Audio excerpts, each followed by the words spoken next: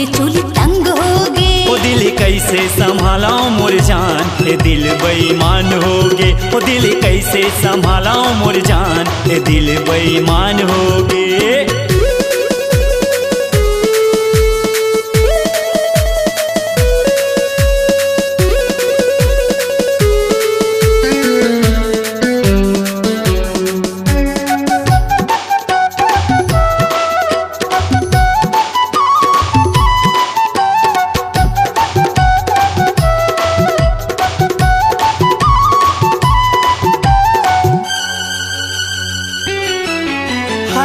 चांदी के झुमका पहन के आजा, सबके होश उड़ा दे आजा।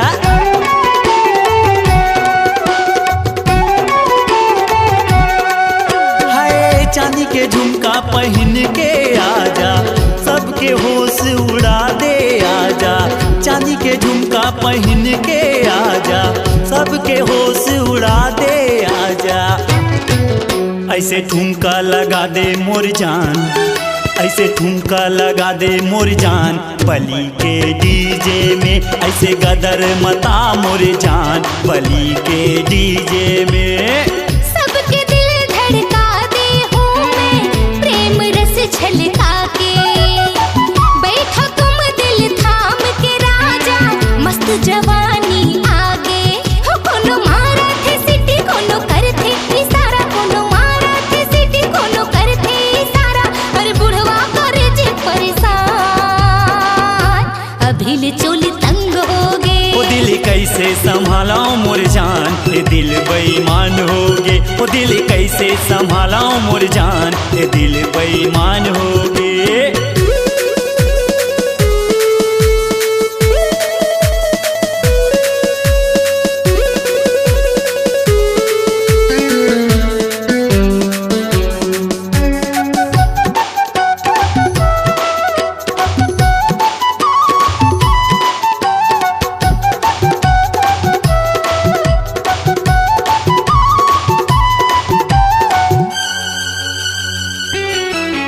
हाय पारा मोहल्ला तोरे पाछू पड़े है, सबके नजर में जवानी गड़े है।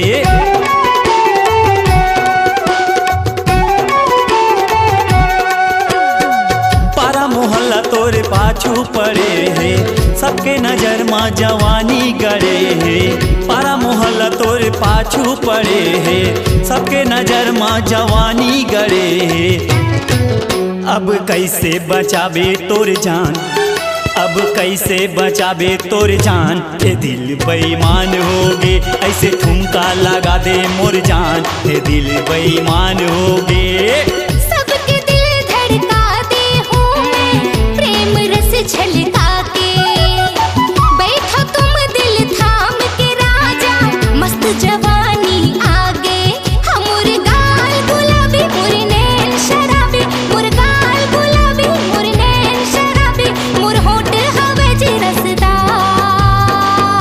दीवाना दिल में जंग होगे। ओ दिल कैसे संभालाऊं मोर जान, ए दिल बेईमान होगे। ओ दिल कैसे संभालाऊं मोर जान, ए दिल बेईमान होगे।